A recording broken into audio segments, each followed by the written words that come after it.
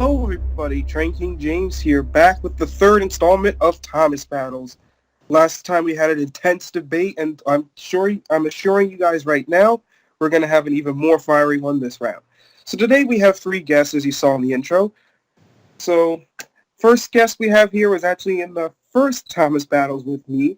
It is Roman's TWR Empire. I almost accidentally said Roman's TWR Collector, but it's the same person. Say hi. Hey guys. What you don't know is that right before this recording started, or what you're hearing of it, James just told us to shut up. So he's a bad host. Fake news. But, Anyway, second. He's a really nice guy. He's a really useful engine. Our second competitor is actually someone who's also competed on Thomas Battles. We have Eric Pierre 53. Bienvenido, YouTube. In fact, if I remember correctly, weren't you the Thomas Battles champion in the first round? I believe I was. I think I won a few. Yeah, I think I won that episode. That was a long time. What was that, like 5 years ago? 2015, so 4. Oh, wow. That was ages ago. Yeah, I would never remember that. And we have our final guest who's a newbie to Thomas Battles. We have Vincente22. Hello. Hi, everybody.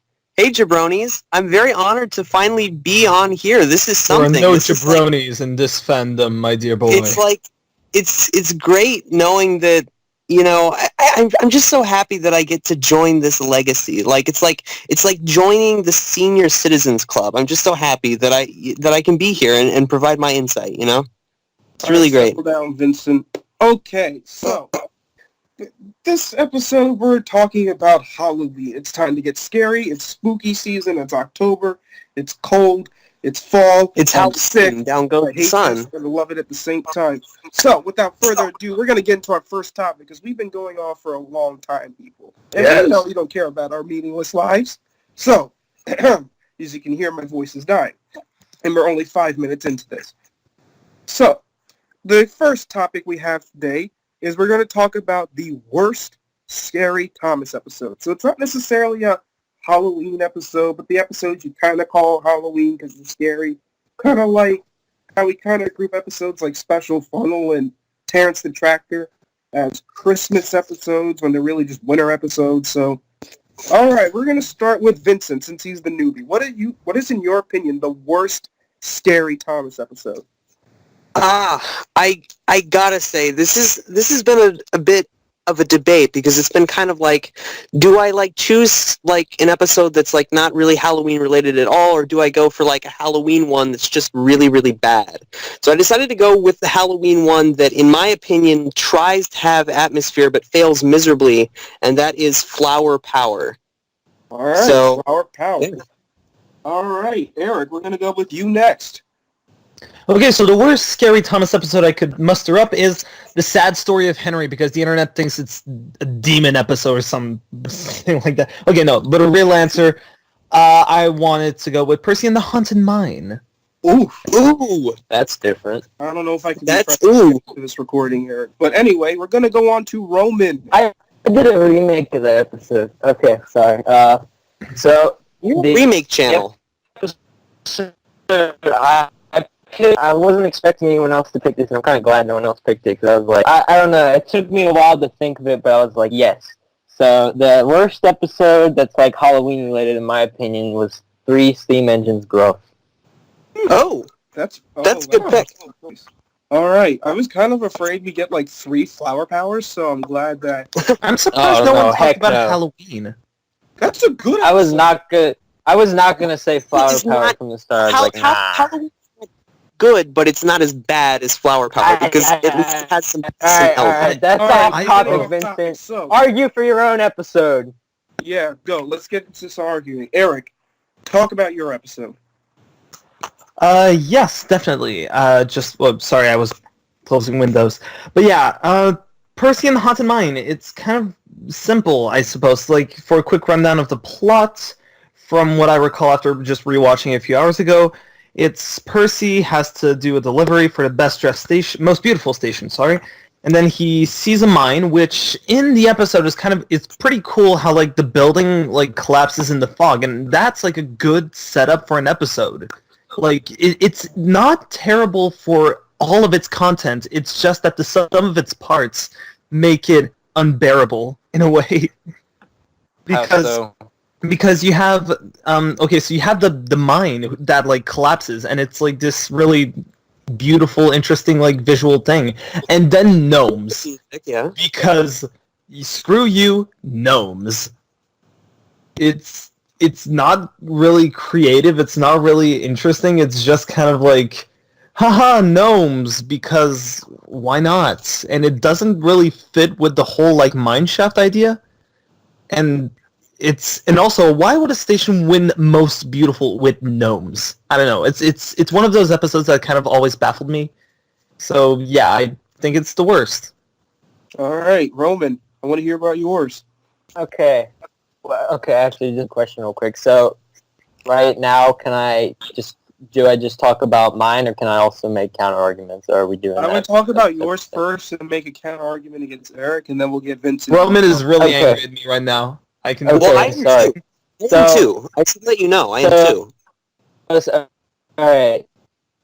So I picked Steve Guttenberg, but one of the biggest ones is throughout the entire Brenner era, this is the only episode we got that focused on the branch line engine trio. And of all the concepts that Andrew Brenner and his team could have picked for it, I'm sure there's partly like Mattel making them do this, but like out of all the concepts they could have used, really, they do something like this where the engines get scared over something, and not even just that. I think one of the things that makes this episode so bad is the scene when Thomas arrives at Farquhar and he's like scared and he's telling everyone that he just heard the sound of the troll at the watermill.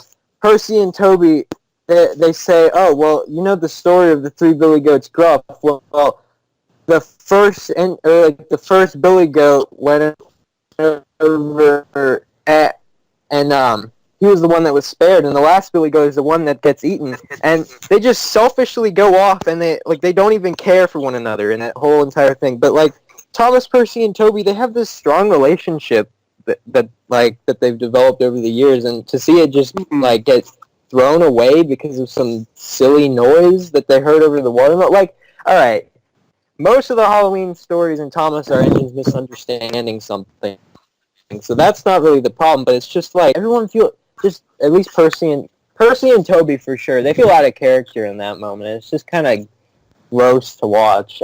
I don't know. And then another thing that I found pretty annoying, and I mean this is a minor thing, but like, so the scene at In the Sheds at first when Thomas tells Percy about about what he heard at the watermill, like Percy gets scared about it, and then there's like this thing of, I think it was James is teasing Percy, and then these leaves blow into Henry's eyes, and he just starts screaming over it and getting really scared. And like everyone remembers this, season 20 was the season where they were starting to phase out Henry being like a scaredy cat about everything, and it was just really kind of irritating to see that. Like, it was just a gag, but like it was just, I don't know about you guys, but it was really aggravating to see that, because it's like, oh, we're so close to no longer scaredy Henry, and then they do that, because I'm pretty sure in like the order of the episodes being released to the fan base, this was the last one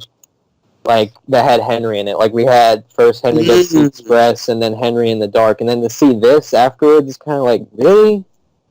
Like, that was really annoying. But basically, my main thing is I don't see Percy and Toby just being so selfish like that after they all have such a strong. On Percy and the Haunted Mine, like, yeah, gnomes, I guess that's kind of silly, but I don't know. I like it. I think it's pretty neat, and the atmosphere of the episode, I love it so much. The mine, the set is so like eerie, and I love the music when it's great. The fog, everything. I'm Whatever. Vincent, you go next. Yeah, Sorry. Vincent, get into this. And then after that, I'm going to give you guys a couple minutes to just tear each other apart. Okay, yeah. I don't really... Yeah, okay, so flower power. It's kind of like...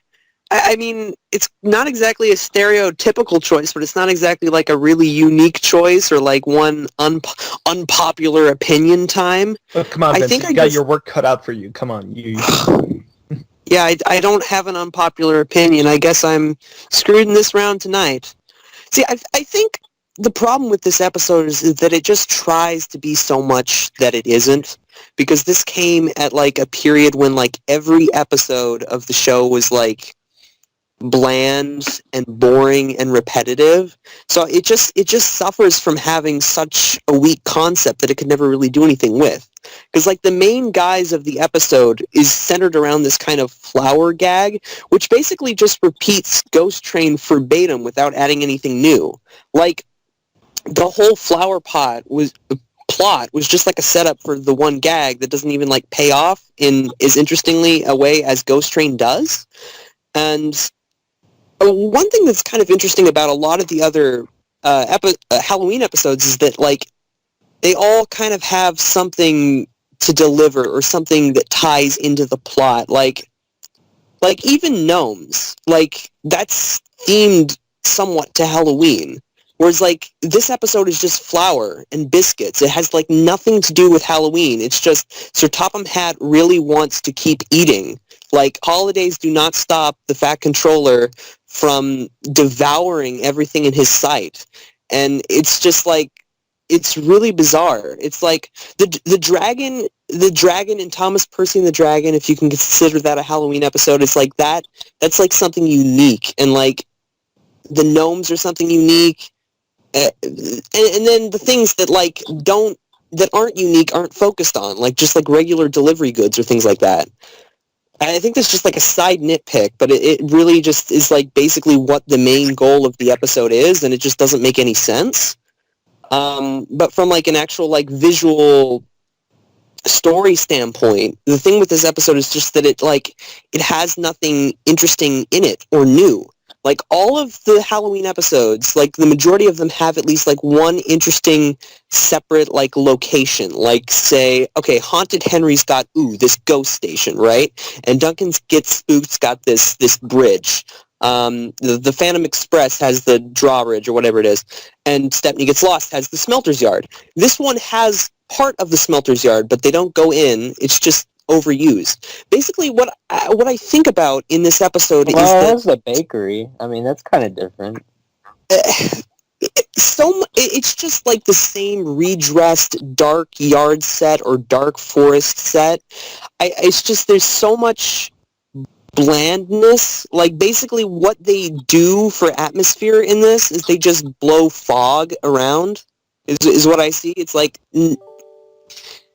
It's kind of like this situation where it's like with the old mine, which kind of looks kind of cool or whatever it is, it has like the banging door, which is kind of cool. It's just not given enough time to be atmospheric. The narration and music take away like all sense of dread, and there's barely any cool shots that, when mixed with the sound design, make things spooky. Like Stepney Gets Lost has great atmosphere in the Smelters because of the eerie sound design that cuts out like all music, all other sources except this like grinding, just kind of like uneasy sense of dread.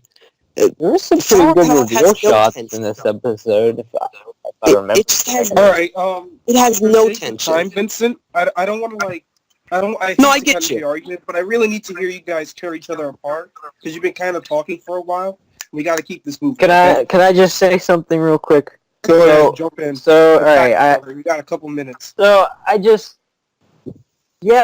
I could say, like, I don't really think it's Percy's ghostly trick done at the end, because if I remember correctly, it was that Thomas got stuck under the flower hopper. It's like the idea of what happens in it beat for beat. It's not like we have to like, obviously it's like taking the same homework and changing it up so it's a little bit different. There's a plot with Diesel, but Diesel is just irritating in this. He's not menacing. There's no threat to this.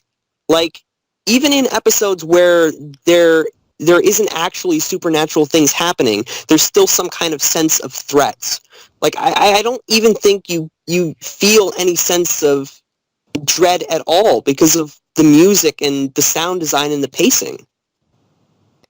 I don't know. All right. So first of all, what I was trying to say is I feel it's different because Thomas doesn't even know, or Thomas isn't aware that he's like all covered in flour when he comes out of the hopper. He's just shocked about it, and then Diesel sees him and gets super freaked out. And it's just after Diesel tormenting Thomas earlier, I don't know. I feel like it feels pretty rewarding that Diesel is just completely loses his sense after trying to scare Thomas. He just has a 180, and it's like, Diesel, you're freaking full of shit. There's definitely some payoff, but it's just like it's not. Mind if I interrupt? Yeah. Sure. Like, all I want to say is like Vincent, Flower Power. Yeah, it's not a good episode, but like the thing with Flower Power is that, like you've been saying for the past few minutes, it's not terrible. It's bland. It's not unenjoyable for the fact that it's just boring. It is just bland and unoriginal. There's nothing else.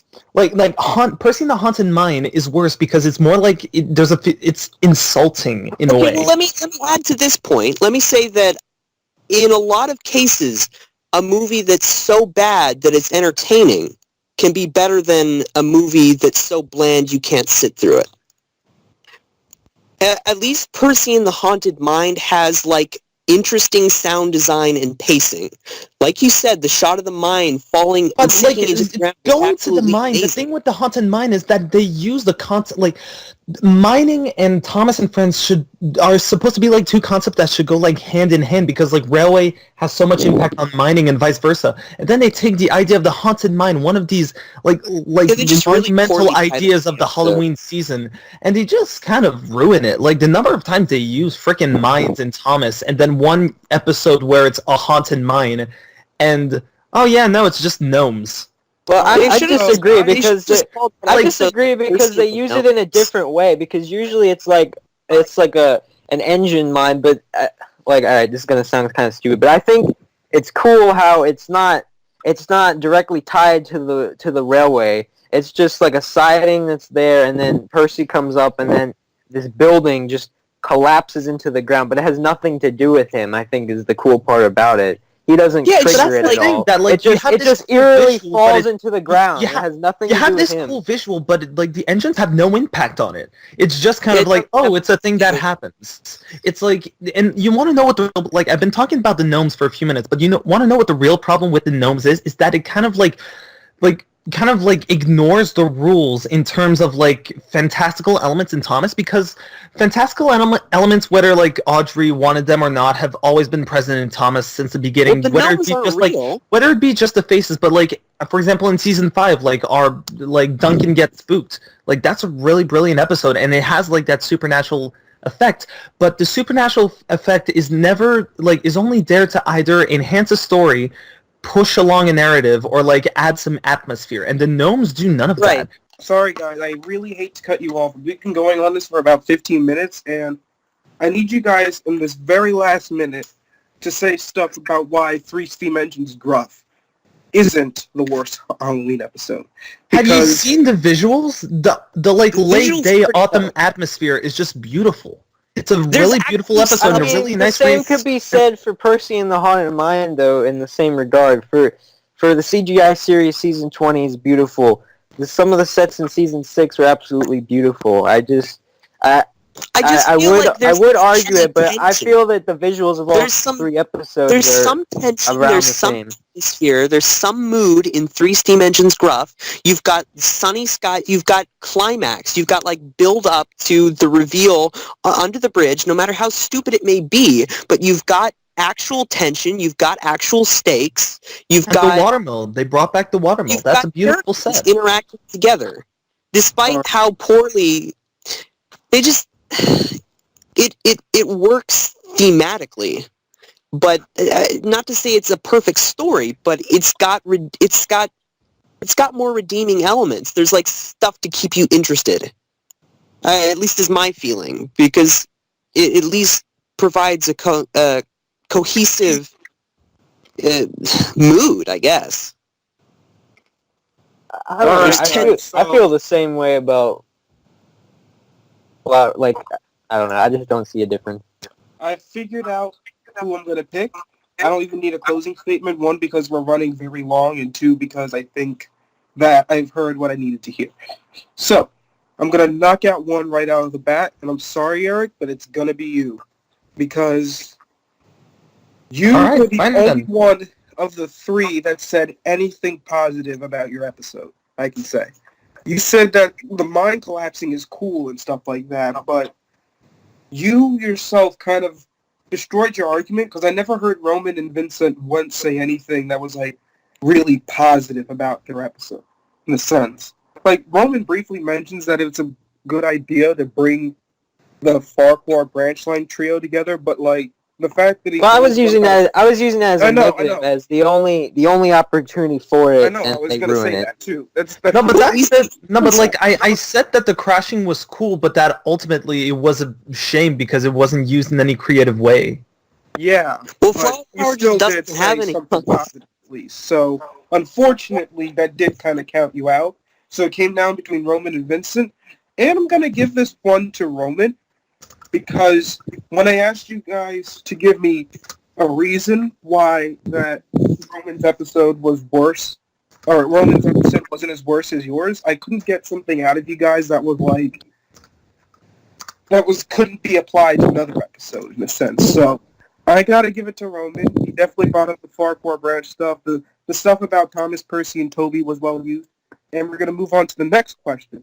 This one isn't exactly as Thomas-oriented. Well, it is, but not with the show. And basically, you guys get to pitch the next community Halloween story. So I'm giving you guys about 30 seconds to a minute. Quickly give us the rundown, and since Roman won, Roman, you can go first. Okay, so my idea is the Grim Reaper in Thomas. So basically, basically, it's a story that's told one night at In the Sheds by Toby. Written by Britt Allcroft. And Gordon brushes it off, thinking, oh, it's just a stupid story. Toby, you're full of crap. And Thomas teases him about it and says, well, Gordon, some of the newer engines, or basically what Toby's, sorry, I should explain this first. What Toby's story is that the Grim Reaper engine comes to take engines away and scrap them when their time has come, when they're not needed anymore, when they're not useful. And Gordon brushes it off, saying how it's bullcrap. And Thomas is like, well, I don't know, Gordon. Some of the engines that are on Sir Topham Hatt's railway are much faster than you now. And he's like, oh, well, like, think about Connor and Caitlin. And basically, Gordon's like, yeah, well, whatever, Thomas. And he goes off that night and has to take a passenger train to Vicarstown on the other side of the island. And when he gets there, he's low on water. Or like when he's coming home, he's low on water. And just so conveniently, he's near the smelting yard. So his driver decides, all right, we have to stop. We can't really get any water tonight, and it's probably not worth it to go all the way back to Tidmouth anyways. So they decide to stay at the smelters, where Gordon encounters Arian Burt, and they tease him, and they say, Gordon, have you come to be scrapped? And Gordon says, oh, no, of course not. But deep down, that gets him paranoid. So that night, I'm just explaining the whole thing here, aren't I? Yeah, I kind of wanted it a bit more brief, just a quick... Sorry. Should I just keep going and finish, or... If you could wrap it up fairly quickly, that would be good. Okay, so basically, I'll explain this more later, but basically he has to stay there for the night. He hears Arian Burt working that night, and it keeps him up because he's scared. He's hearing clashing metal and the diesel engines rolling by, and he's just fearing that he's about to be scrapped, and he didn't even know it. And when Arian Burt finally settled down for the night, they roll into the shed next to him, and Gordon just burst out screaming, crying that he doesn't want to be scrapped. And they use this as an opportunity to, they laugh at it, and they use it as an opportunity to knock down Gordon's pride, because basically they tell all the engines about it the next day, and everyone laughs at him. And yeah. All right. Who's next? All right, Eric, you can go next. All right. This is just a nice little short story. Basically, the idea, you said it had to be a Halloween story, but not necessarily a scary story.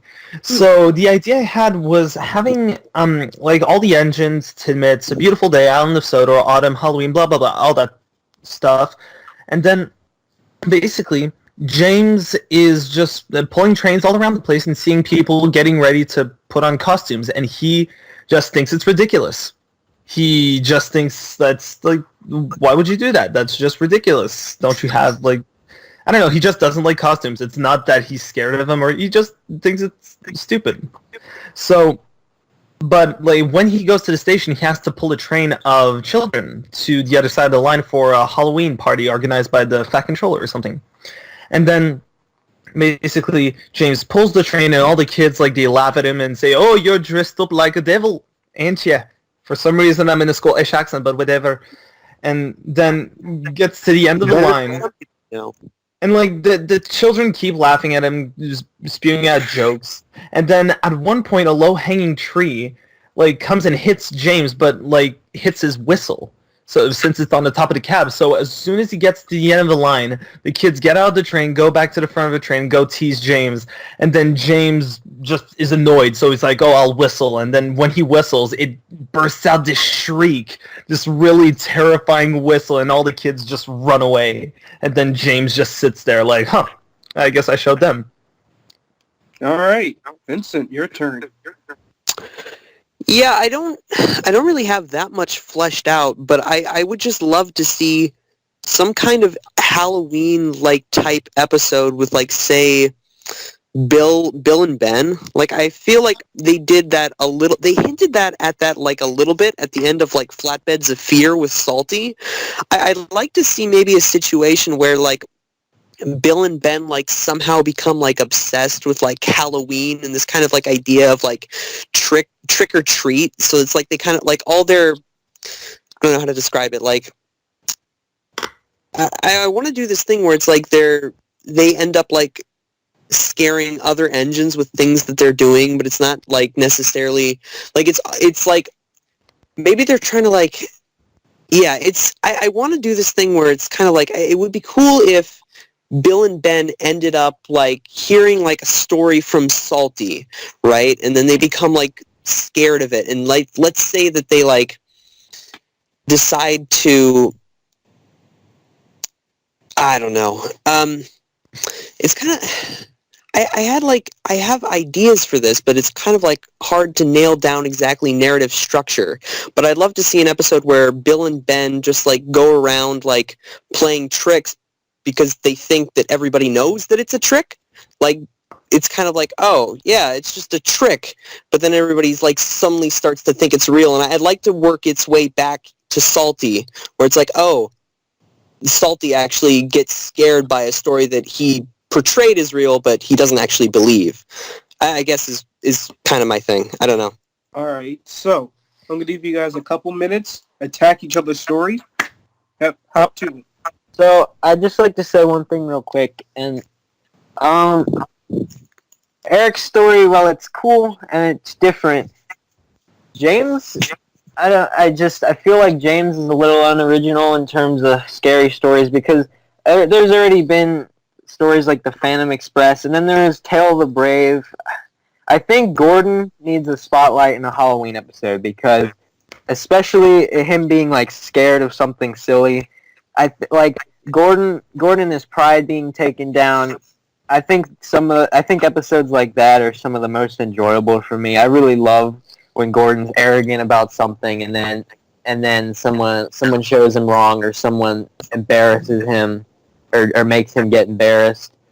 I just feel like Halloween and Gordon are a really good combination that hasn't been used, and it would be cool to see. But like, say what you want about the originality of the character. It's just that for the story that I have like imagined, James is just a perfect fit, because like there's like you can't really think of that many like things to make fun of if you're like blue. Like, oh, you're blue, you're like a I don't know, but like James, like red, such a vibrant, and he's like the fact of the stories that he's so attached to how splendid his red paint is, and then others use that as a weapon against him. So he has to kind of like defend himself in that like sort of way and just kind of like show them what's what. And for that specific story, and like who cares if James has been in other stories? It's always about like engines can have like potentials for different kinds of like stories in the genre. It doesn't mean you can't give Gordon a Halloween story. It's just that for this specific content, I think James would work best. Vincent, I want to hear you get in on this. See,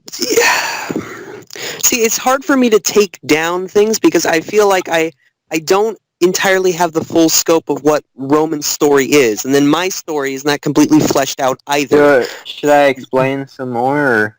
It's kind of hard. I feel like I'm understanding what you're saying about Gordon, but then at the same time, it's kind of like, well, like, I really like Smelter's Yard episodes, but I think at this point they're, like, kind of overdone. Every single Halloween episode has something to do with a dark, eerie place, usually the Smelter's Yard, and we've already had an episode where the idea is Engine goes to Smelter's, Arian Bird, scared, Sir Topham Hatt intervenes. Like that. We've had that, like, 3 times. Yeah, so, like, you're telling me that it's unoriginal to have James, but you're, like, doing that story? Really? Like, what, like... At least add at least Stephanie Gets Lost had that like element of like true, genuine, holy shit fear. There's horror in Stepney Gets Lost, not because there's any supernatural elements, but because Ari and Bert are cold-blooded killers. Whereas I think nowadays they've dumbed them down to the point where they're not as menacing in any way. Well, the point isn't that they're menacing. In this, it's supposed to be that Ari and Bert don't even do anything to Gordon. They just they make a joke, but they have no intentions of harming him or even messing with him. But then Gordon then you has could this fear and paranoia. Another character, I would say. Gordon out of like you could even replace them with, like, say, Bill and Ben in my story. You could do a merging of the two worlds that might even work better. Because I love the idea of Gordon with Halloween. Gordon isn't intimidated by Bill and Ben. Gordon's intimidated by diesels and by people trying to... I would disagree with that. I mean, I'm not supposed to jump in, but I'm just going to fact check real quick. I mean, keep in mind, Gordon still believes that Bill and Ben were trying to kill him in wrong ways. Yeah. People have probably told him multiple times they were joking, but he'll never believe it. Yeah, and I mean, even if they didn't tell him to, like, harm him necessarily, like, I mean, I don't see Gordon as being the type to take crap off of diesels anyway, like, either. Like, he'd be more... I'm not going to say he'd be more, like, susceptible to Bill and Ben, but Bill and Ben have a way of confusing, like, anyone. So, like, it's, like, the way they talk, the way they... yeah. I mean, exactly what James said. It's, like, it's not as if Gordon would not be scared if he heard it from Bill and Ben. There'd just be a different dynamic going on, one that would probably be a little bit more interesting than just diesels who don't mean any harm, but then... But also, Roman, can I talk about your catalyst for the episode, for the actual breakdown? Literally, what you're saying is that, like, Gordon is in the shed sleeping, the other two just back up, and then he just suddenly has a breakdown, and then, haha, let's tell that to everyone. That's really how all of this, like, there's no, like, clever situation, or it's just... No, it's just okay, like, oh, they back up, and then Gordon Maybe I didn't explain it right, but basically, as Ari and Bert are working, like, they're doing stuff in the smelters, Gordon just hears the sounds of clanging metal, and he thinks, "Oh no, they're preparing to scrap me, aren't they?" It's not that Ari and Bert back into the shed, and he's all of a sudden scared because it's diesel engine noises. It's like it's the buildup of clashing metal and melting metal and just engines moving back and forth. Gordon thinks that there's something's not right about where he's stopped and where he's been put, and that something has been planned against him, is kind of what I was trying to go for there. I don't know if that helps at all. Alright, guys, I think I have my choice, and I'm going to quickly go down the line. So really, for me this time, it was actually kind of easier to figure out this one, and I'm going to give the point to Eric. Yeah. Because Vincent and Eric, you absolutely annihilated Roman's episode. Sorry, Roman. So, Oh, no, that's fine. Vincent, even though I didn't really hear anybody argue against yours, the problem with yours is that there wasn't much there to begin with. Eric Yeah, there was.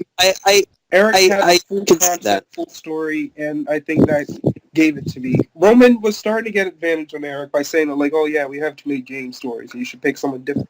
And I do agree Gordon deserves a Halloween episode. Oh, I yeah, think that would be awesome. Definitely. And honestly, as you guys were talking about the Gordon, Bill, and Ben thing, I was like, I would pick this episode over all of these, honestly, but nobody pitched it, so I can't just give you both the point for that, because nobody pitched that.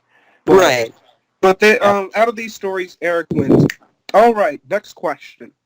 Boy, howdy. So, this one is, again, a general question. It's not just applied to the show, but it can. And it is, what is the best scary Halloween Thomas character? Oh, It could yes. be a ghost character that exists in the show. It could be a character that man. exists outside of the show in people's fan series. So you guys have absolute free reign with this one, as long as it's vaguely connected to Thomas in somebody's fan work or in the show. So we're gonna go with who haven't I started with? I'll start with Eric this time. All right, so this may be an interesting answer. The very first appearance of Arian Burt. Ooh, yeah. That was good. That's a good choice. All right, we're gonna go to Vincent. Oh, this is a weird, tricky one. I gotta say Boulder, my man, my big rock. That counts, honestly. I count that. All right, Roman. Okay, well, I guess I'm the odd one out here, and I honestly, at first, I was not expecting myself to do this, but I'm picking a fan-made crafted character, and it's not one character, it's like 4, I guess technically 5. So, I'm gonna be honest, I don't know. I didn't know Timothy had like 4 brothers. I don't know the name of like the railway that these engines worked on or whatever, but Master of the Lemons or Lemmy's episode Old Souls, okay. the engines from that railway in Edward's Wellsworth story. and Sutter. Yeah, Wellsworth and Suttery, sorry. I think those are really I think as like a story in general in those engines, it was really cool. Actually, some were Wellsworth and Suttery, and then you had like a coffee pot. Which, Yeah. It's like a mix, yeah, but generally it was Wellsworth and Suttery. I so. cannot argue against this because I've only seen it like once. The Wellsworth and Suttery engines from Lemmy's episode Old Souls. And I swear if I got that wrong, Lemmy's gonna kill me. But anyway, so duke it out. You guys got a couple minutes. Let's do this.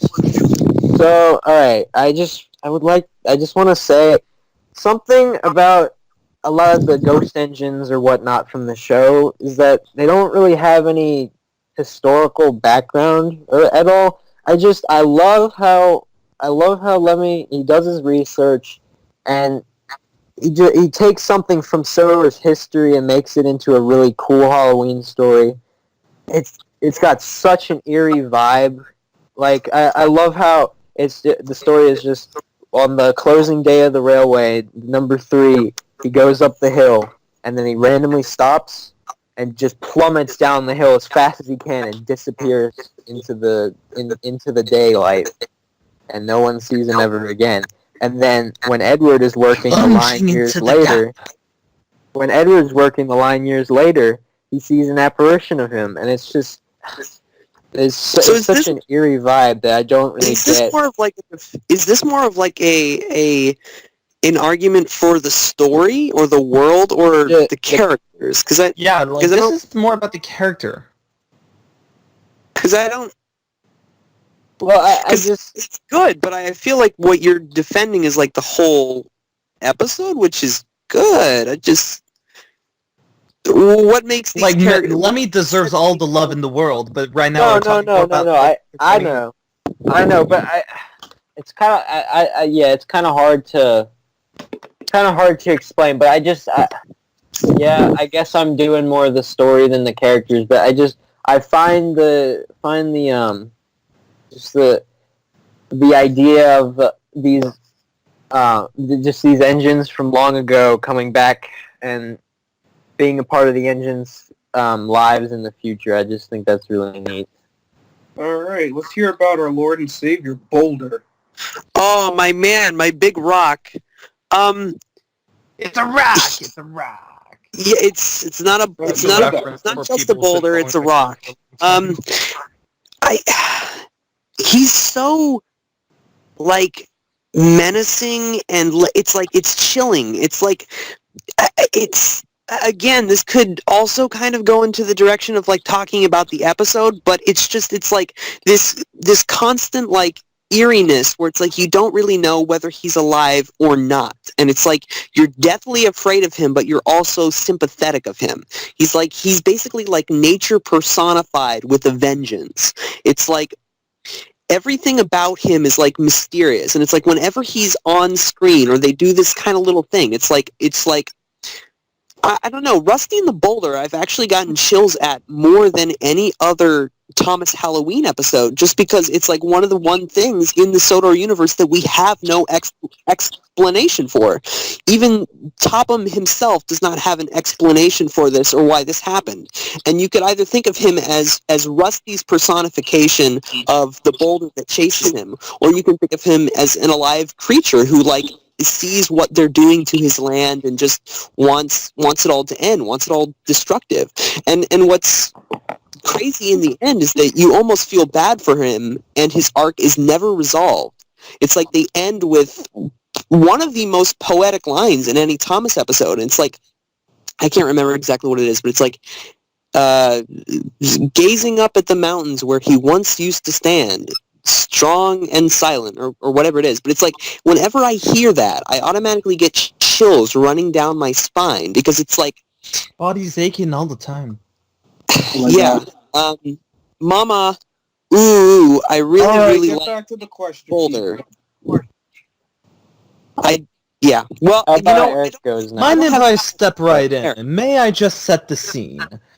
So, Stephanie Gets Lost is classic episode of Season 5, which begins in the lovely autumn day, and then Stephanie's waking up and goes to work, but as the episode progresses, it gets slightly more eerie. The people are getting closer to the camera, the cinematography is weird, then it's nighttime, then there's fog, then there's a demonic signal house with red lighting, then Stephanie arrives at the smelter's yard, and then what is he greeted with?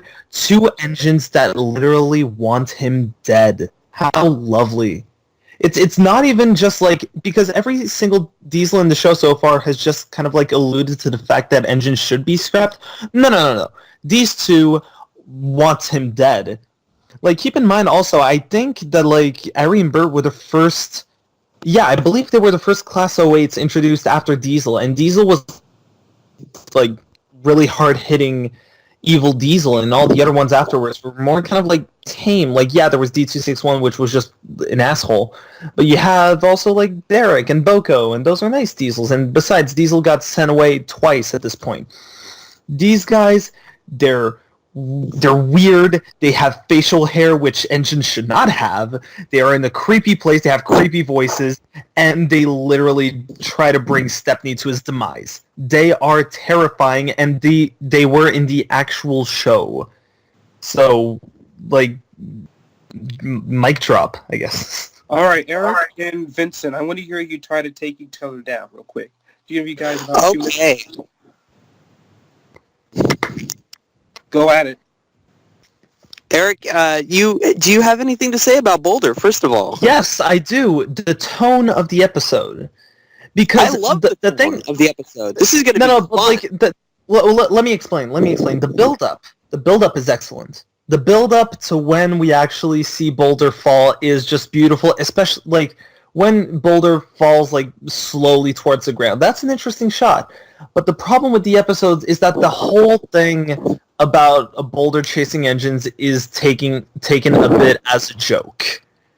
Like there's no like eerie, creepy mood to the way Boulder moves around, except for like Not the in first few actual seconds. action. But then like Boulder just teleports and is behind Rusty, and then it's shot all in a funny way, like the low angle with this just absurdly large boulder following this engine.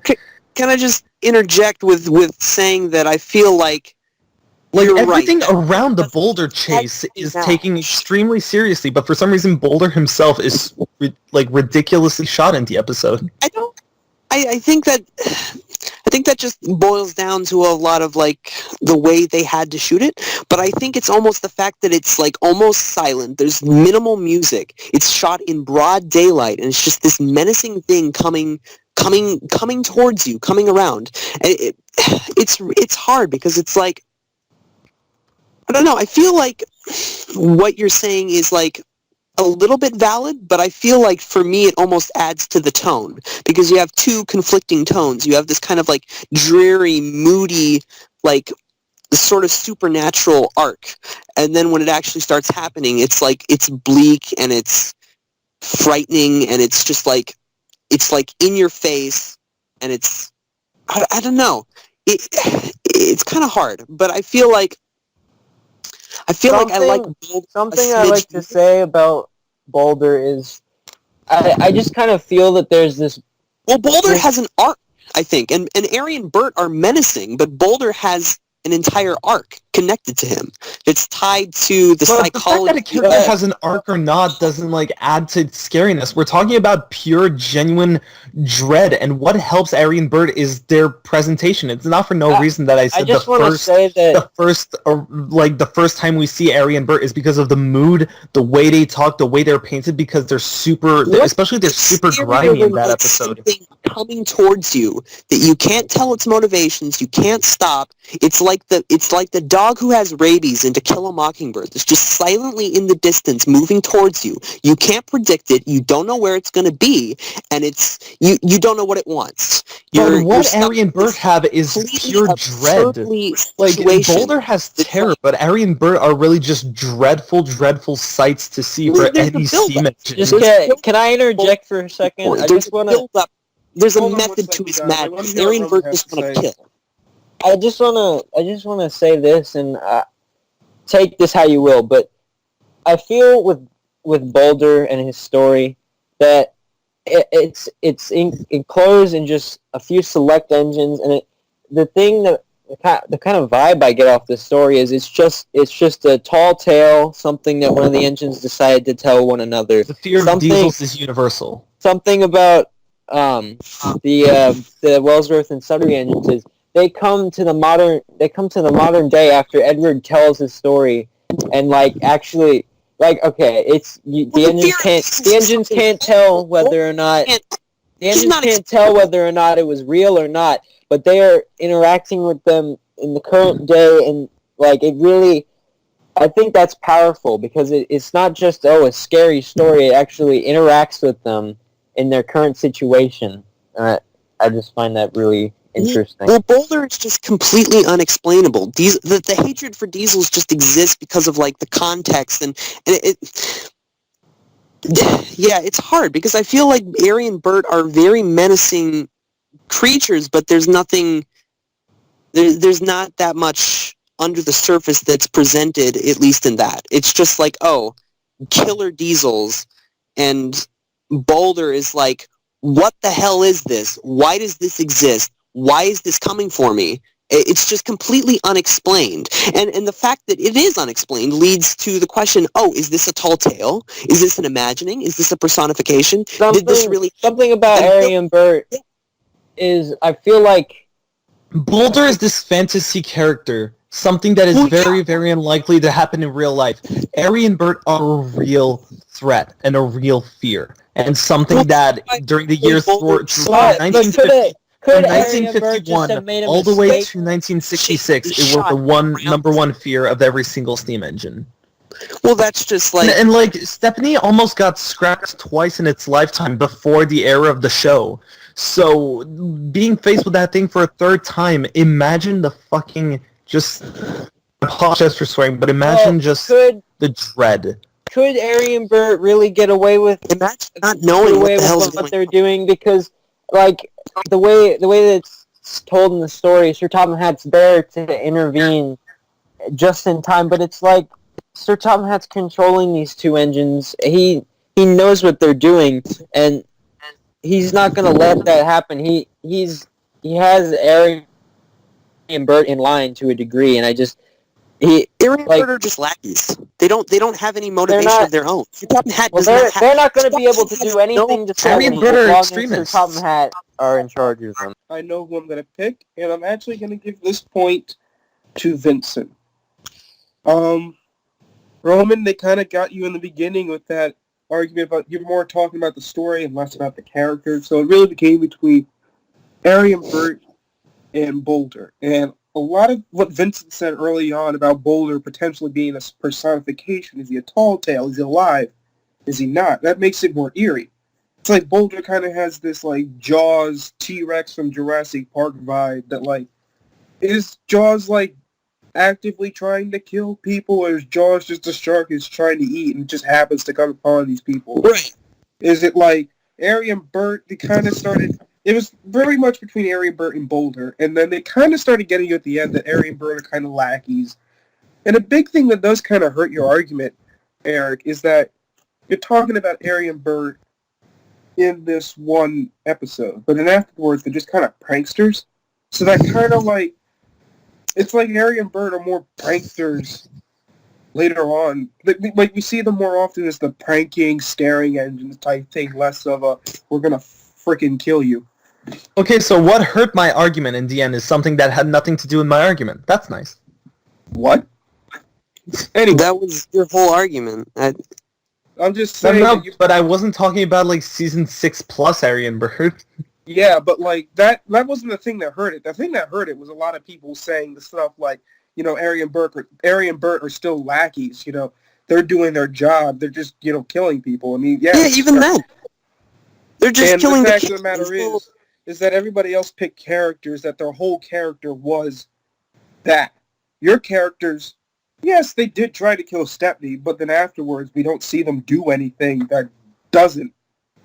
Like, we don't see them do anything afterwards that would really say that, like, Arian Burt will kill again. It's like, after that, it's kind of like they don't kill, so now they just kind of freak engines out every now and then. All right, next question.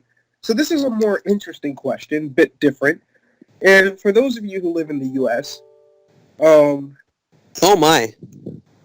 sorry, I would Eric. think probably Canada too. Oh me, oh my. Oh yeah, Canada probably. I don't pay attention to what gets released where. There was a DVD release years ago called Thomas's Halloween Adventures, and some of the episodes on it were great. However, there were definitely a few that should not be on it. So I'm going to ask you guys, for this question, what are you going to remove from Thomas's Halloween Adventures, and what are you going to be replacing it? So your argument is basically going to be, I'm removing this episode and replacing it with this one. And that's you arguing for why this episode should be removed and replaced with this specific one. So you should argue for both things, not just one. Because, like, for example, one of you may say we should remove this episode, but you may want to replace it with different episodes. So that may be where it varies. So we're going to start with Roman. I think I haven't started with you in a while. Okay. So the episode that I decided to remove, and I'm just gonna say what I'm removing and what I'm adding, and then I'll argue later. But I decided to remove Diesel's, as they call it on the DVD, devilish deed, and the episode I'm adding and replacing. Actually say that? Replacing. Yeah, that's the title of it on the DVD. So that's the episode I'm removing, and I'm replacing it with, and I feel like this might be an oddball, Halloween. All right. Wow, it's not on there? That's odd. It's not on the DVD. Yeah, I'll get into that. All right, your turn, Vincent. It's not, by the way, it's not on the DVD case where it says Diesel's Devilish Deed, but I believe it does say it like the actual episode menu or something like that. That's amazing. Okay, so I'm going to take out the one that like has no malicious intent to it whatsoever. Well, I mean, yeah, well, that's debatable, but still, I'm just going to take out Thomas Gets Tricked because it makes no tonal sense with anything. Diesel's Devilish Deed doesn't really make much sense either, but Thomas Gets Tricked makes even less sense because there's no evil intent.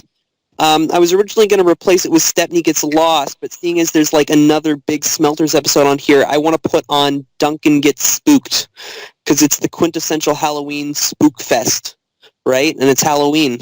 So boom. All right, Eric, get in there. All right, so this kind of like puts me in the situation where two of the biggest outlier episodes that do not fit on the DVD have been taken, and well, basically all of my answer has been taken. So I'm gonna impromptu try to change my answer if you guys do not mind. Go ahead. I just need to go find what the episode list was again in just a sec. Oh man. I have it here. Okay, I found it. I found it. Basically, oh yeah. Gordon and the Gremlin. Wait, is that the right episode? Yes. Gordon and the Gremlin. I'm going to get rid of that episode because it's actually kind of heartwarming in a way. There's a dog. Everyone loves dogs. Let's move on. Let's replace that with Stephanie Gets Lost, because that's really the only episode that hasn't been taken that really does deserve to be on a Halloween DVD. Can I request to go first in our arguing game? Go ahead. I have nothing to say, so go for it. Okay, so, alright. Diesel's Devious Deed. What were they thinking putting this episode on here? Alright, yes, episodes like Thomas Gets Tricked and Gordon and the Gremlin, oh, they're not scary. Thomas Gets Tricked, that's not even at all scary. Diesel's Devious Deed, that's the middle of a 3-part story, which the other 2 episodes are not on this. Why would you put the middle of all episodes of the story on here? Kids are going to be so confused. I know I was confused as a kid. Well, you're going to get a lot more confused. I'm pretty sure Thomas's Halloween Adventures was my first DVD, I believe. And I was really confused watching that story. I was like, what is going on here? Because I wanted to know. I was like, who is Diesel? What happened to make him so angry at Duck? And what's going to happen to Duck? And I never had those questions answered until YouTube, because I did not have any other DVD with those stories. So I don't understand it. Why would they're not doing it justice, because they don't have the other parts of the story, and it would not be a good idea to add the other parts of the story, because this is not a Halloween episode. And it's just really a disappointment to put something like that on there.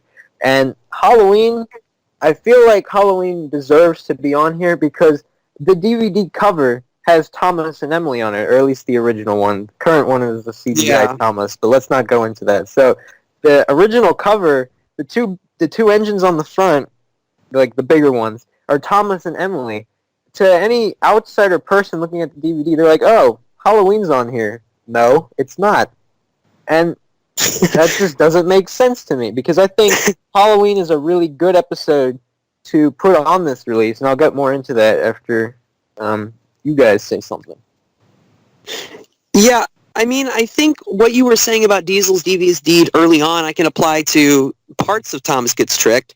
The thing with Thomas Gets Tricked is that it's just like it doesn't make any sense at all. Like, why it doesn't you have like scary engines and then like Haunted Henry, and it's like if you're buying a Thomas's Halloween Adventures DVD and the third episode is just something completely unrelated that introduces the character of Thomas to your child who presumably already knows him, it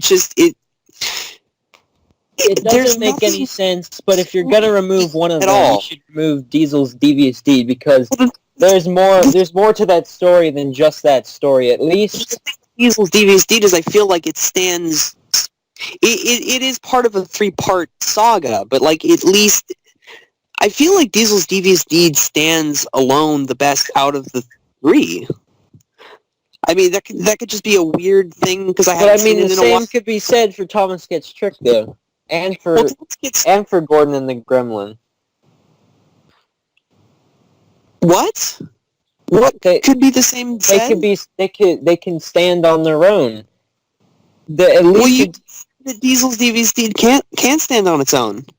Yeah, but if you're arguing that Diesel's Devious Deed can stand on its own, the same can be said for Thomas Gets Tricked and Gordon and the Gremlin can't stand on their own is what you should be arguing against. But you just argued that they can stand on their own, which is exactly what I argued that yours was. So you just kind of box yourself into a hole there that I'm a little bit confused about. The thing with Thomas Gets Tricked... No, what I'm saying is the thing with there's Diesel's a 3-part story with Diesel's Devious Deed. There's no 3-part story with Thomas Gets Tricked or Gordon and the Gremlin. And if you're gonna get rid of one of them, get rid of the one which has a overarching story. Guys. Can I just say one thing? The thing with Diesel's Devious Deed is that at least Diesel's scary and at least Gremlins are scary. There's actual, threat. Guys, can I say one thing? Both of you are full of crap. Both of your episodes are actually kind of scary in a sort of small way. Diesel is a scary character. Yeah, there's no context, but yeah, he's kind of scary. And Thomas gets tricked. Imagine being pulled by a freaking steam train. Imagine you're on your bike. I don't know. But Gordon and the Gremlin. But Gordon and the Gremlin, that's not scary. It's a heartwarming episode. There's a dog. His name is Gremlin. I want him to hug me. That's just a charming episode. It's part of those season 5 make someone happy, just heartwarming, just pure episodes, and they put it on a Halloween. I mean, there's a little bit of supernatural to it. That Gordon has gremlins in his firebox, and it's causing it not to work. It's not supernatural. It's an expression.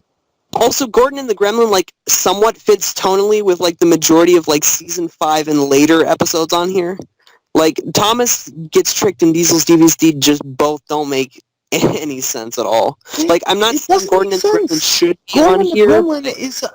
Gordon and the Gremlin is just a charming episode, and there should be no charming episodes on a Halloween DVD.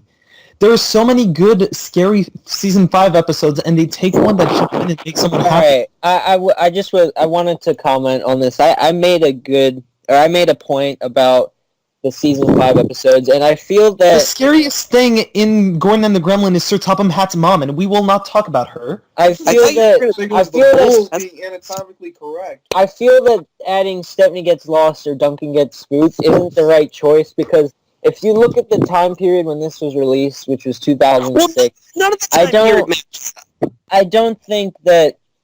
Yeah, they're great Halloween episodes. Thomas Gets Tricked makes more sense than a season 5 episode? No. What I'm saying is to add an episode. You guys said Stephanie Gets Lost and Duncan Gets Spooked. I don't feel that those two.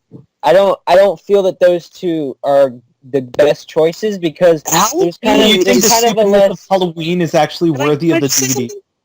Can I just say something?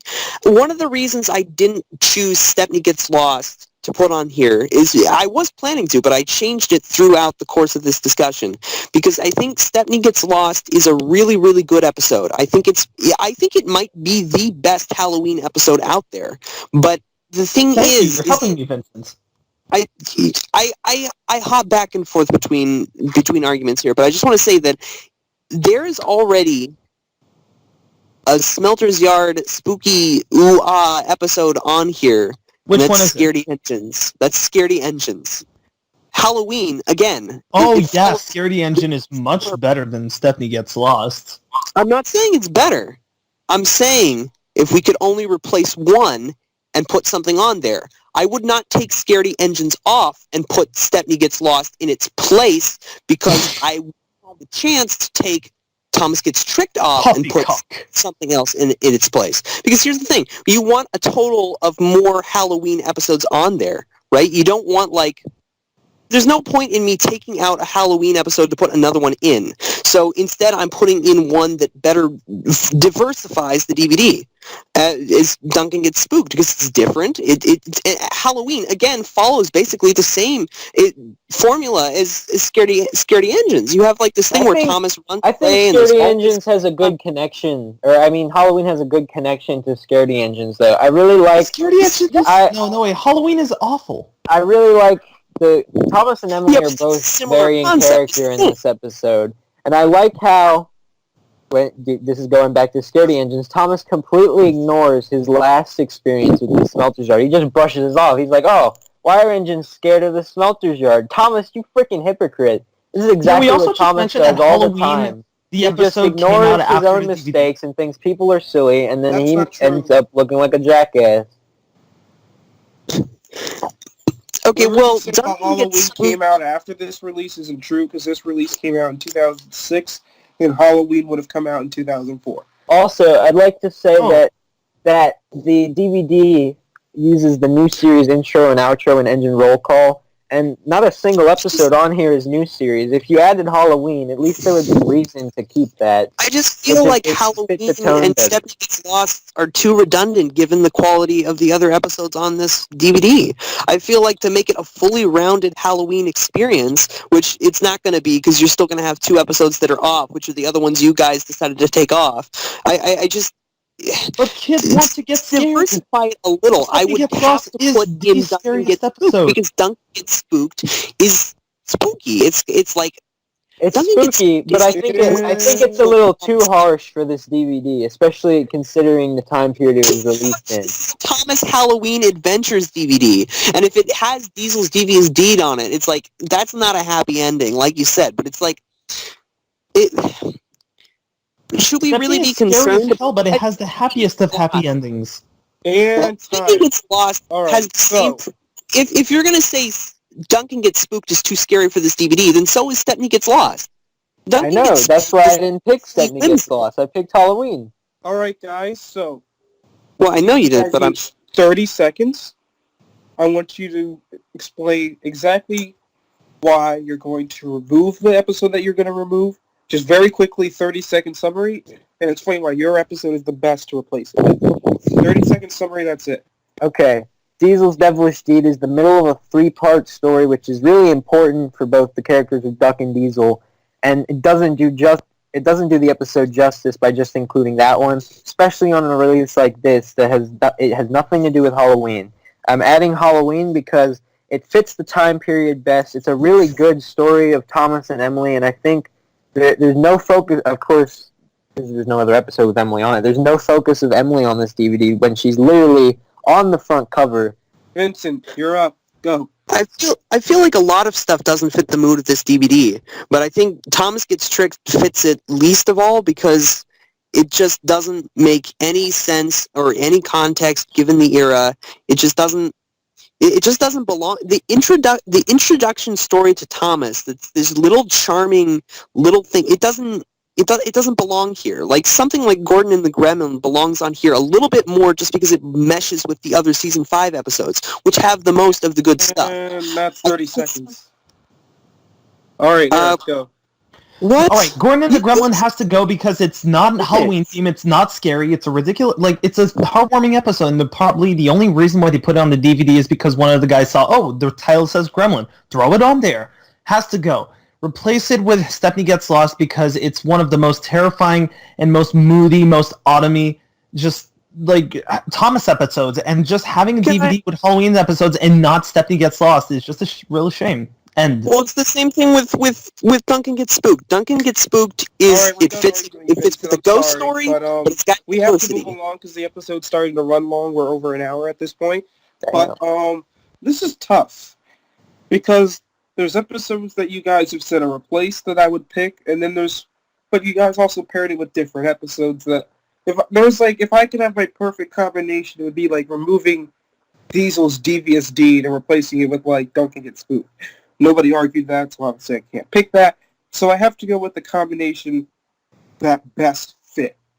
And I'm going to give this one to Vincent because your argument about adding another Scrapyard episode would be redundant, I believe, was your argument for Duncan Gets Spooked. Both of them. Okay, so that won it for me. Roman, you had me with the whole Diesel's Devious Deed arc, but I couldn't get enough of a reason why Halloween deserved to be on the DVD more than the others. And I know you referenced the cover, but part of the thing that kind of destroys your cover argument is you brought up that the cover gets changed to a CGI Thomas. And a lot of the things with the covers of DVDs, a lot of them don't relate to the episodes, so that kind of doesn't help your argument. Like, Thomas and His Friends Get Along has Duncan on it, and there's no Season 4 episodes on it. Gallon Old Engine has Gordon on it, and Gordon's not really a character in any Okay, but isn't that a flaw of most of the DVDs then? But I'm saying that, so it wouldn't be a flaw. This was the cover doesn't... The franchise that we worship is flawed.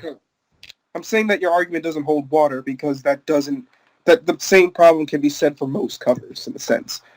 And...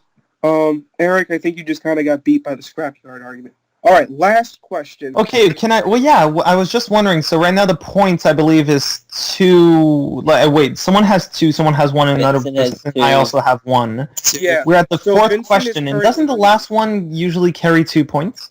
No. So basically, if either Roman or Eric win this last round, we will go into the first tiebreaker round I've ever had to do with Thomas battles, and that'll be a quick speed round.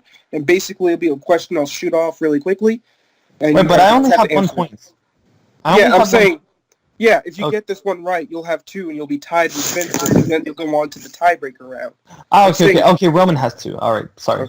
No, No, Vincent, Vincent has 2. has 2. If you or Roman win this one, you guys will Oh, okay. go on to the tiebreaker.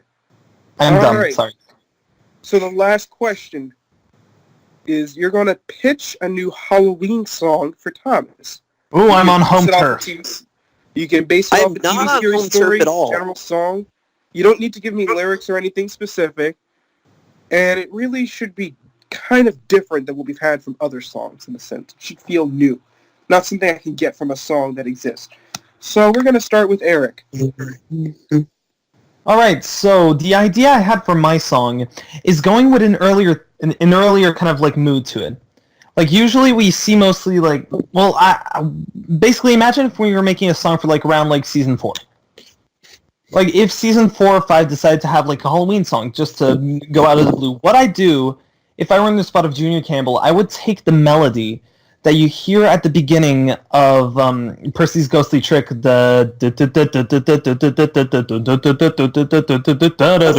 that's a really good like bass line for like interesting like song. It follows the usual like 2/4 rhythm of most Thomas like lyrical songs, and I was thinking that maybe you could like incorporate you could just straight out tell the story of Percy's Ghostly Trick and maybe mix in elements of the fog. Like you've had a few episodes like that. Like Every Cloud Has a Silver Lining basically tells the story of Bill and Ben. Toby tells the story of Toby. Why not have a song about Percy's ghostly trick in the fog? I think that would be pretty interesting. And following the like. All right. Roman, you go next. Okay, so mine's I guess a little different. I decided to do a song based on the story of Henry in the Dark, and it would use a mix of Henry's new and old theme, but it would have instead of the 2 Halloween songs that we have in the show where they're kind of like have an up vibe and like they're kind of positive and like That sound like Christian rock. yeah. Just instead of that, it would have a really eerie vibe, and it would be basically how it would talk about like how Henry's was the scary engine, but now he's come back in this glowing form, and he's come to get revenge on all the engines. It sounds like you're talking about a god in this glowing form. Henry rises. Do we all not worship Henry every night before we go to bed, though, is the real I thought we question? worshipped Boulder. I worship Gordon, a.k.a. Jeremy Clarkson. He's All a right, false... So, Vincent, let's get you in here. Oh, man. I want to kind of, like, do... This is kind of weird, because I'm combining, like, say, I have an idea that's really similar to, like, Eric's, but it's, like, it's taking, like, an old theme and expanding it, but, like, not associating it. Like, the thing with, like... Anyway, I'm trying to think of like what the actual like name for the theme was. Spit it out, laddie. I can't What remember. episode is it in? Or what's it? It's like they play it all the time. I'll just hum it. It's the one that goes dun dun dun dun dun dun dun dun dun dun dun dun dun dun dun. You know the one. Breakdown Train theme? The Breakdown Train theme.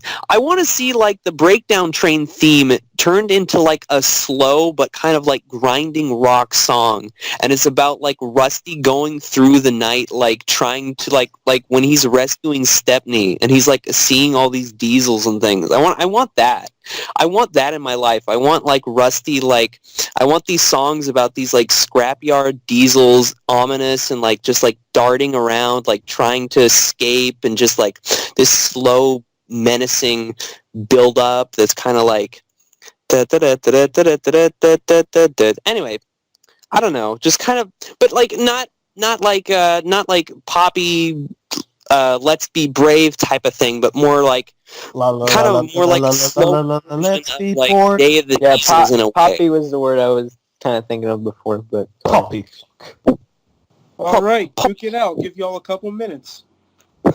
okay. Well, just think about this for a minute. So Henry's original theme, I think if you like as the start, like to start the song off, if you went like do do do do, like if it was really slow and like it was deep, that would give me a chill personally. Like I would be like ooh, and it starts off and it's like look out for the glowing Henry. And it talks about how, oh, he used to be such a scared engine, but now he's come back for his revenge, to pay back for all the engines teasing him. Just, I think... Is that the plot of the episode? Yeah.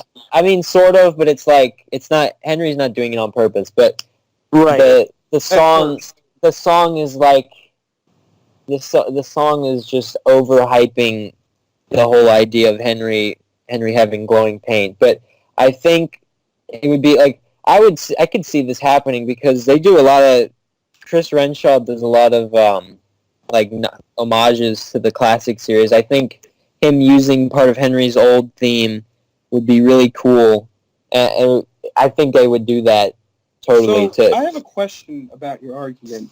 Maybe I'm just remembering this wrong, but did you mention something about Henry's new theme? What did you mean by his new theme? You said like his old and new theme, kind of like a mix of that. I what is it? The season 8 one. So I think that could be cool to have this build up. So it's like and then you go but like you do it in this like Halloween kind of synth. It could start to build up the suspense, okay. And I think that would be really cool. I think that if you obviously I'm not a music maker, but if you combine those two in a certain way, I think there could be some real suspense and build up there. And then like if there's a music video, this like a shot, like the shot of Henry like abruptly coming up at Tin the Sheds with his glowing paint, it would be like, oh. All right, Eric, I want to hear you get in on this. All right, so I don't know if you can hear this. Can you hear that? What I'm doing? No, but I don't think it's a good idea to play something just in case this thing gets copyrighted. Oh, believe me, like no, but it wasn't. It'll be copyrighted from our humming. No, but it's not like this popular song, but it's basically the idea I had. Like I was saying, just like take this the theme of.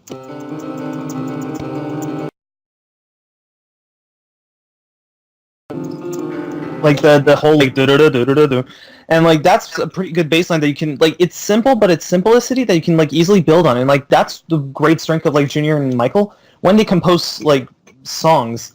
It was always like with a nice like 2/4 rhythm, using something simple and then building upon it. Like something like the Viaduct theme or the Works theme and stuff like that. Those are really really simple melodies that have been like expanded on. So like take something like the Percy's Ghostly Trick like tune and then just add like some. I would just like to mention that I'm pretty sure that's more from Thomas Percy and the Dragon. Yeah, I was gonna say that sounds more. Yeah, you're gonna base the story or the song off Percy's Ghostly Trick. It just to me. Takes away the fact that. Oh, you guys are right. I was completely in the wrong place. Yeah. Thomas Percy and the Dragon. So are you doing the song based off of Thomas Percy and the Dragon, or Percy's Ghostly Trick? Well, I'm gonna quickly redo my answer and say that it's Thomas Percy and the Dragon, because in Thomas Percy and the Dragon you could like do the song about like, because usually when they took songs like this, they take inspiration from the main story the song comes from, but also like mix in other elements. So you could talk about the dragon, you could talk about like things in the dark, being in places you don't want to be. A multi-story song is what you're saying. Kind of, in a way. Like, maybe not necessarily all stories, but, like, they all talk about like every single verse has its own like just I don't know like being in a place you don't want to be, like scary things in the night, shadows, weird creepy dragons. That's Alright. just it's cool, Kind but of sounds familiar. That's exactly. Boo Boo It sounds like It's exactly. it sounds Boo Boo like I don't know. Choo I Choo. never listened to Boo Boo Choo Choo. That the probably thing just about shot the you in thing That's about a my good song song. is like it takes a story and it's not like, oh, don't be scared of Henry, it's be scared of Henry. He's out to get his revenge. All right, so I want to hear My- a little bit more from Vincent, and then I think I'll make up my mind. I need to hear Okay, more. I just really like the concept of like this kind of slow lumbering thing that like just builds. It's like this. It's like it doesn't even have to necessarily be about like say Rusty in like I mean because this is like a situation where it's like this is not a song that would happen in like it's not a very likely song, but it's a song I'd like to see happen. It's a song where it's like I want to see I want to see like it's like in a perfect world if they did like a season 4 kind of like rock song in a way, but it's like it's slow, but it's like based on the melody of the Breakdown Train theme, and it's just about like hiding. It's like this kind of like this anticipation of like darting back and forth. You know, like the little bits of adrenaline where you're like running around in the night and you're like, oh, you see something, so like you run and you hide behind a bush, or it's like in Rusty's case it would be like seeing a diesel and then like rushing on and then I don't know, you would tell it in a way where it's like, oh, what's that, or da da da da, and it wouldn't be like long, but it would be kind of like this progressing, building thing, this kind of sense of dread, like mentioning like little short things off the cuff, I guess. I don't know. It's kind of just Isn't like that kind of like So how does your song differ from like Monsters Everywhere, in a sense? Because I know you're talking about Rusty, but like the general theme of like things in the dark and stuff. How does that differ from that thematic? huh? I think the thing with I feel like Monsters Everywhere is just kind of like, I was gonna argue something different. I was gonna talk about how it's another song. It's another song about an engine being brave and their bravery. in a way. All right, I think I have my answer, and I'm gonna give this point to Roman because, Eric, you kind of shot yourself in the foot with your argument. I'm sorry with the whole, you didn't know Boo Boo Choo Choo and your song started sounding very similar. So unfortunately that shot you out. And I think I finally I was hearing Vincent's song being described. I'm not a lyricist. I'm a musician. Yeah. In my personal opinion, the music would have been better in my song. What? Yeah. I feel like if What you'd were you really gonna say? I feel like if you'd managed to like take it a different direction than Boo Boo Choo Choo, I think you'd still be in, but you really kind of shot yourself in the foot with the description. Vincent, what shot you in the foot is that you started describing the song very similarly to Monsters Everywhere, and you couldn't quite figure out how to explain the difference.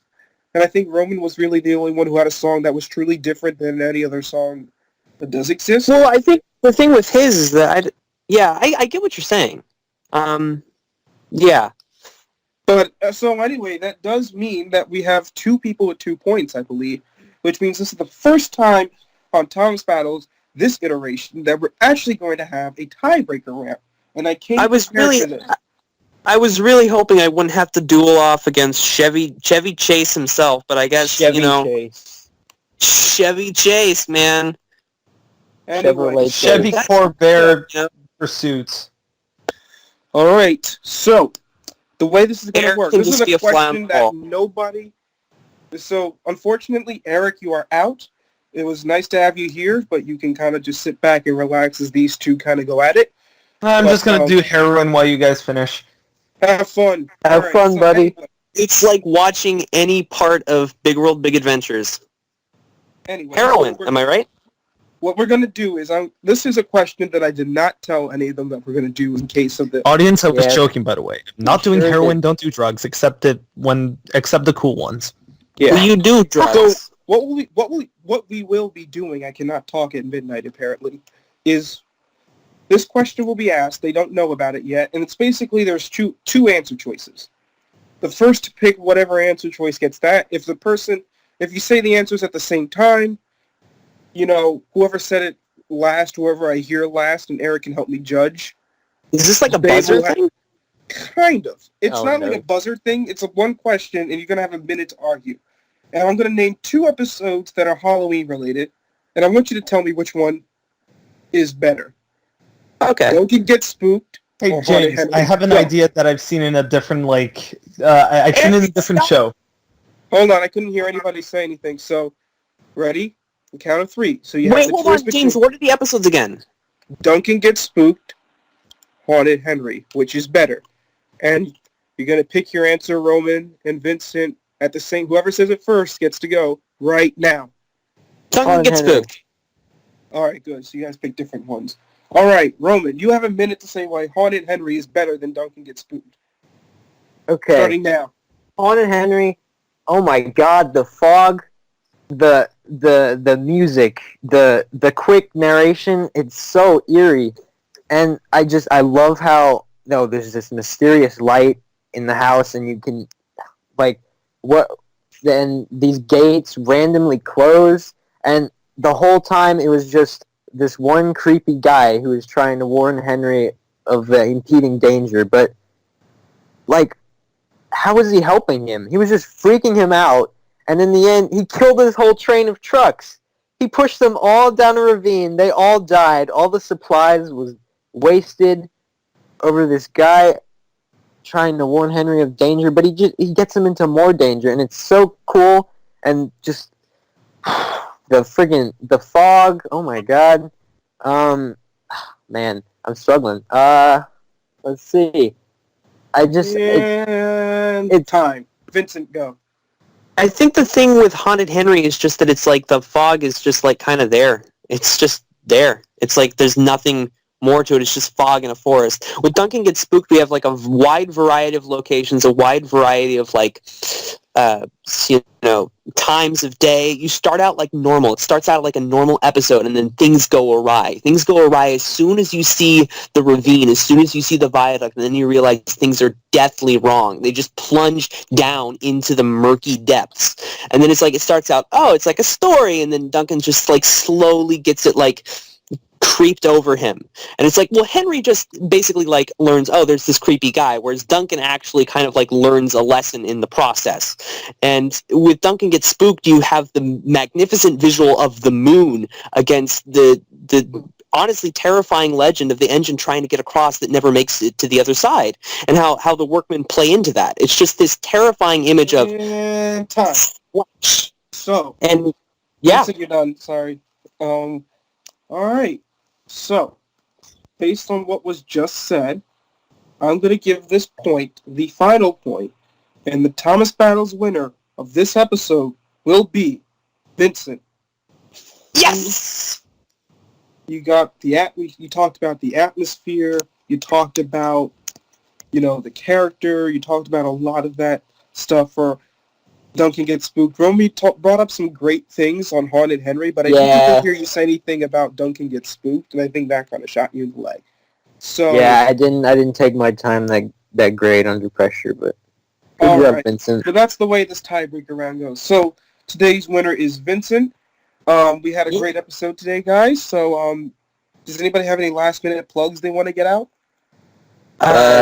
Check out my channel. I don't upload anymore, but check it out. I mean, I am constantly working on about like 30 videos that will not be out by the time you read this and won't be out for probably like another year. But stay tuned, because I'm actually going to be doing a lot of stuff relating to Halloween episodes, so that's a teaser. This was fun. Thanks, guys. And Eric. Yeah, it was fun. I'm not doing many YouTube videos right now, but I'm trying to work on that. And if you want to have updates on everything I do, including customs, travel, music, whatnot, follow my Twitter. I'm always on there. So he's a very cute boy who makes very good stuff. We're going to wrap up this spooky episode of Thomas Battles. I'm your host, Frankie James, and it's been a great time having you guys on. And this has been Thomas Battles. See you around, guys.